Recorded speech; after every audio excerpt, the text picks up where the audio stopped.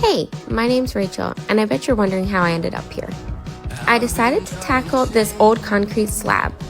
I went to my local Lowe's and picked up all the materials I needed to get started. First things first, I needed to power wash the entire slab. Then, I was able to clean, prime, and tape off a 3-inch border around the slab.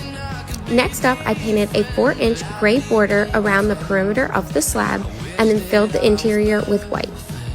I taped another border in between the white and gray and painted it black for some added detail. Then I taped the entire white center with a lattice pattern and painted over it with the gray. And ta-da! I pulled up my tape and I loved the design, but I did have a whole lot of touch-ups. Fortunately, I was able to recruit some help. And here's how it turned out. Let me know what you think.